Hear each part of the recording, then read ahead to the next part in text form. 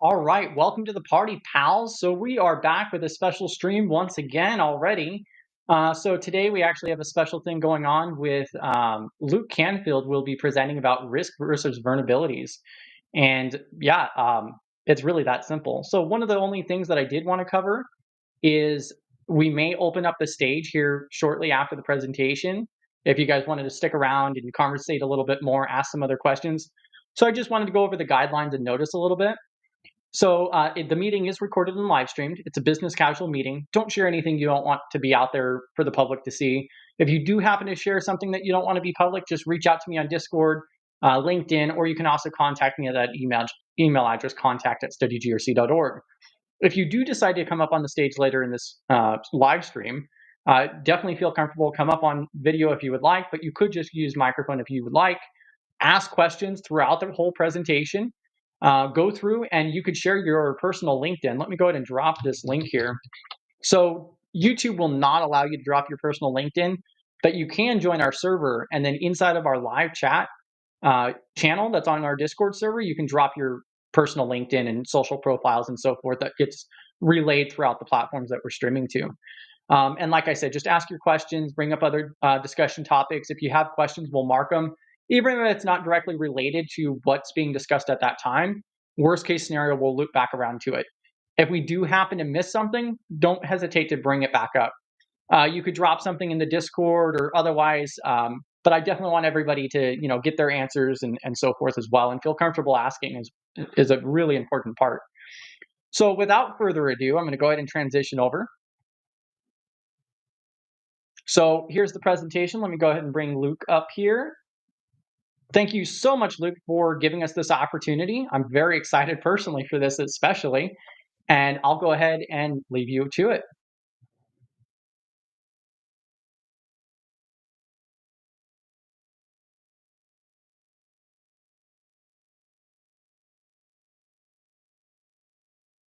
Okay, good evening, everyone. Today I will be talking about risk versus vulnerability. These are two items that are often used interchangeably.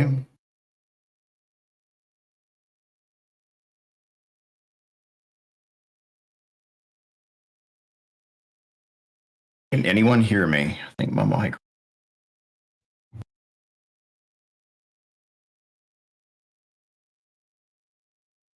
Yep, you're good. Okay, I'm good. Sound check. Okay. Yep, perfect. So anyway, I'm doing this presentation on risk versus vulnerability and a few other terms that are important to differentiate. So it's important to understand for doing a risk assessment.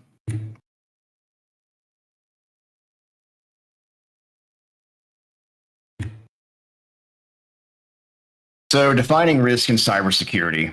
A threat is anything that can exploit a vulnerability and jeopardize information or assets within your organization. A vulnerability is anything that can be exploited by a threat, and the impact is the amount of damage that can be done by one. It is worth noting that users are a vulnerability in themselves that can be exploited with phishing emails, social engineering, misconfigurations, or misuse of equipment. Why we have policies in place.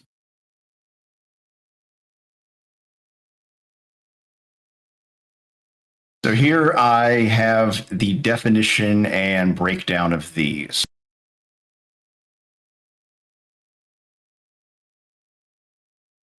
A lot of common threats are intentional, unintentional, or environmental. A lot of the ones we're going to be talking about here that are usually discussed in cybersecurity are intentional threats, which are hackers, malicious insiders, those kind of threats, though unintentional would be bugs in software, misconfigurations, or user error. And environmental would be issues related to the facility or the cloud system or anything like that, that like a data center being in the path of a hurricane or faulty plumbing on the floor above a server room.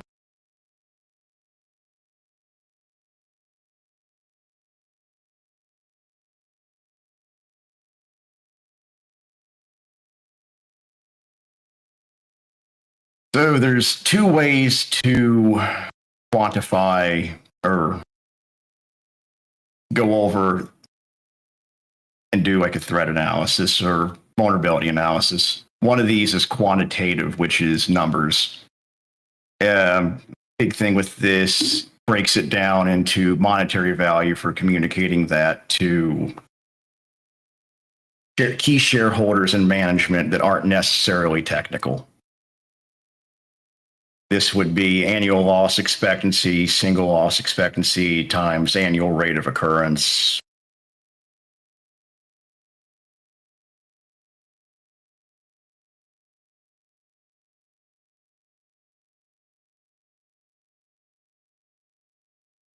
Then there is qualitative, which would be breaking things down into easier to understand language, such as this is a high, medium, or a low. And this is what I would usually put in my reports just to get it out there quickly.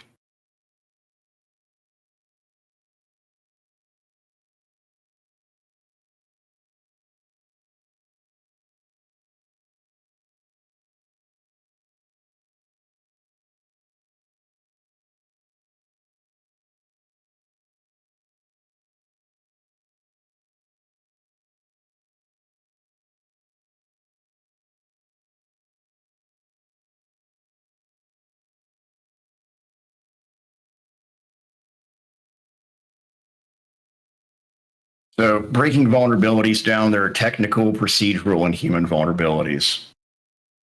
As I mentioned before, a lot of these fall into the category of technical, procedural, or mostly human.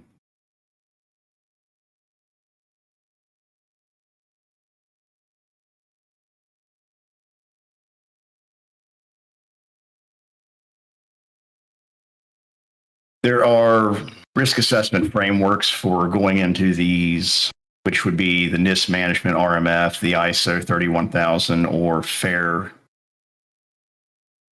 And each one of these has a different use case depending on the context that you're trying to convey or the system that you're working with.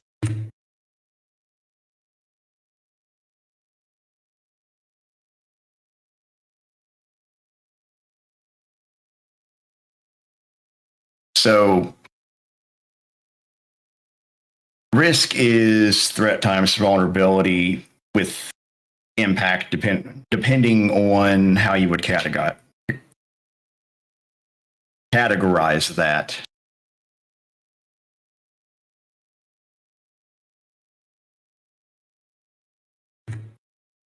Context matters in doing risk assessments and doing vulnerability analysis. A system that is behind multiple layers of protection with critical risk on it isn't necessarily a critical risk. However, multiple internet-facing devices that have lower, mediums, and high vulnerabilities on them aren't necessarily low or a medium risk. They can be chained together and be much more destructive if they are exploited.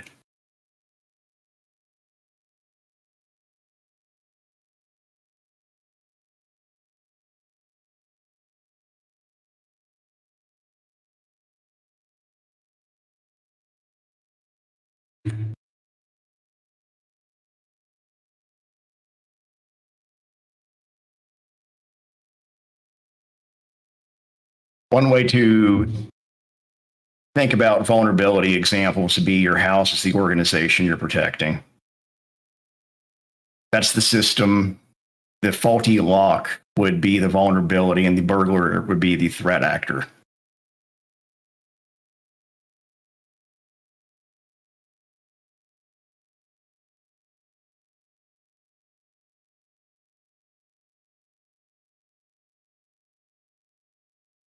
practical ways to avoid this within your organization would be vulnerability scanning, maintaining patch management, maintaining employee training, and doing incident response planning.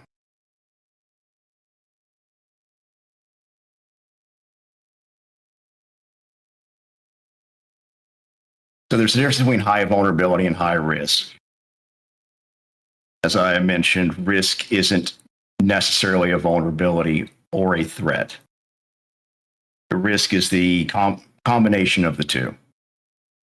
As I mentioned, a system behind multiple layers of security isn't necessarily a critical vulnerability or a critical risk, rather,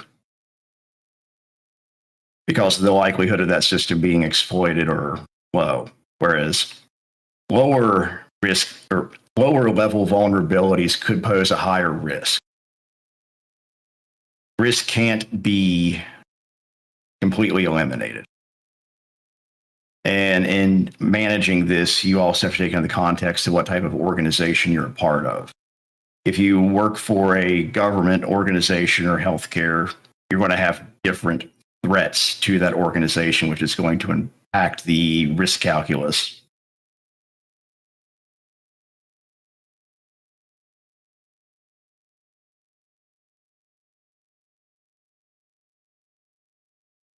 So the key takeaways is to understand threats, vulnerabilities, and impacts, and how they go into determining how to mitigate and prepare for any kind of exploitations or incidents.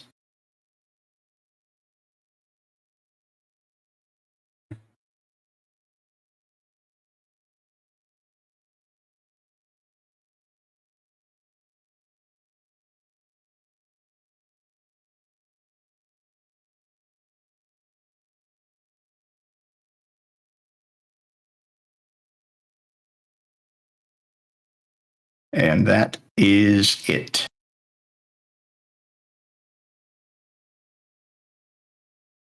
Damn.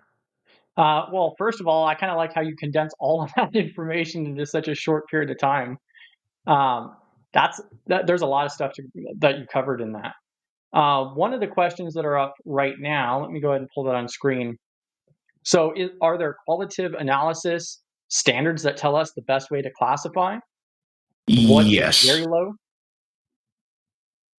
That is usually put out and measured depending on what it is exactly.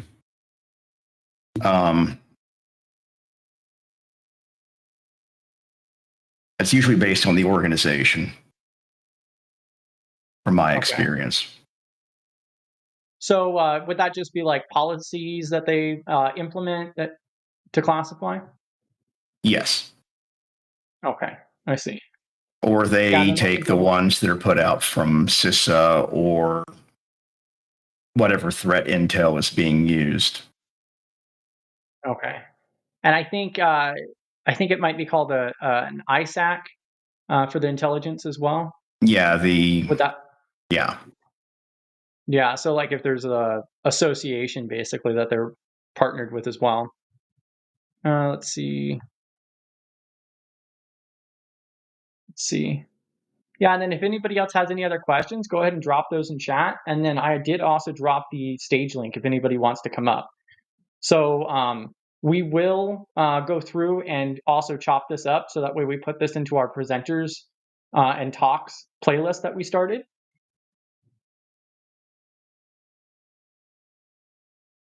What kind of led you to go through and talk about the risk and vulnerability? It came up during the last meetup I had with Jax and the rest of the people in Raleigh, Durham. Because next week Okay, I'm doing an audience-led discussion on this topic. perfect. And then that's in person only, right? Yes, though I am going to try to figure out how to stream that. Awesome. It would be pretty nice if you guys had the monthly meetup and it was there was some type of virtual attendance ability. I think that would be pretty neat. It seems like you guys got a few people together already. Let's see. Yeah, there's some people listening in, like Cybercycle's listening in. You did get a lot of good feedback here too. If you guys do have questions, definitely drop them. But I mean, that was a pretty great recap there. Yeah, it's one of those. I Okay. tried not to throw too much into it, to overcomplicate it for the sake of time and just my mental Yeah. bandwidth. Yeah, no, I understand. Well, and one of my big things with this is I find it interesting that you went back to the difference between risk and vulnerability. Um, I think that's a really good starting point. Do you feel that um, maybe it needs to be more clearly defined, like with the practitioners that are out there? Is that something that kind of led you to it? Um, well, I did vulnerability management for the past 3 years, and a lot of the times it was the non-technical people that I was making reports for that would mix it up, and I would constantly during meetings have to go back and forth and be like, "No, this is a vulnerability. That's a risk." Sounds to me like you should have made this for everybody else before. And it's one of those things I didn't really think about until it was mentioned. And it's like, oh, Yeah. wow, that never clicked. Yeah, and while we also have you here, did you want to give a rundown a little bit about yourself? So you mentioned that you did like the vulnerability management. Yeah, I got into cybersecurity back in 2021 or 22. I transferred over from support for a cybersecurity team, specifically program analysis and procurement. Yeah. Yeah. Oh, here's another one. So Professor Black Ops is asking, do you do any business impact analysis? Any of the BIAs? I did not. I was strictly on a vulnerability team. My reports went up and they were disseminated to the other teams. But no, I actually have not personally participated in any business impact analysis.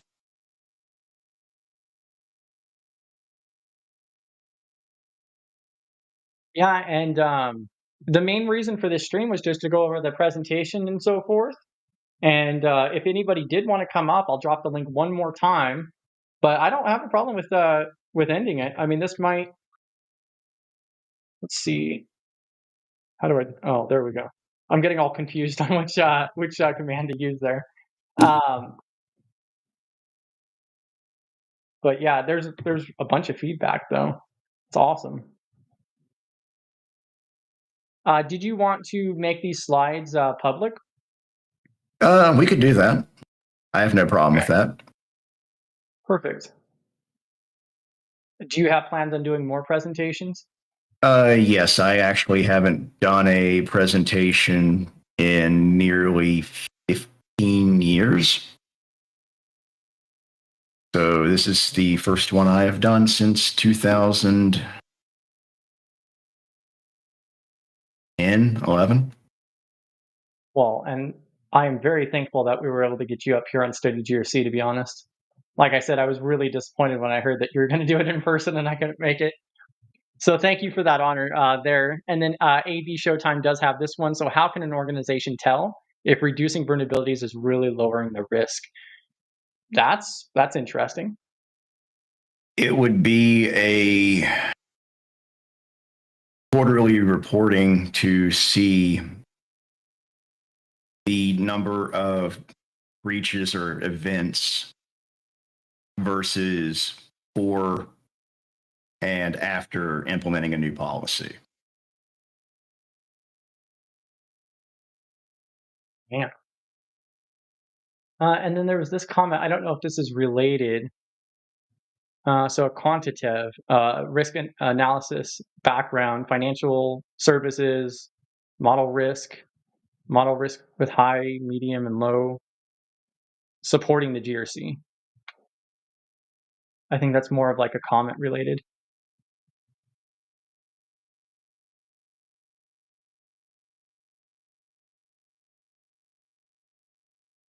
Let's see. Yep. And then he's thanking you there too. Yeah, I mean, I thought that was pretty sweet. And to be honest with you, like, I'm sure you could have made this like a hour-long presentation and so forth, but I really like how you kind of condensed it down with just like the bare minimum on, like here's the information and this is the differences. So I think that's a really good, valuable portion. And I think you're going to be doing a longer one on site, right? Yes, it'll probably be running a little bit longer since it's going to be more audience involved. Oh yeah, no, I So understand. modifying that format to this, a little odd. This is also my first time using Restream, so Oh yeah, no, I understand. Yeah, well, hoping and my it's a little it's a clicker completely would work. right. I actually looked at one of those clickers before, and then I found out by somebody else that the clickers don't work, and I was like, "Oh, well, that kind of ruins that." So, yeah, the only other option is they have like Bluetooth ones that might sort of work, but because it's in the browser, it does have an issue there. All right, well, I'm going to go ahead and drop Luke's LinkedIn again. So if you want to go ahead and connect with him, here's his LinkedIn.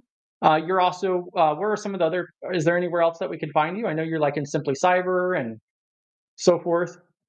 Simply What are some other Cyber, I have a places? YouTube channel. I'm pretty LinkedIn focused though. Perfect. Yeah, and so I got that down there, and then let me grab this YouTube channel too.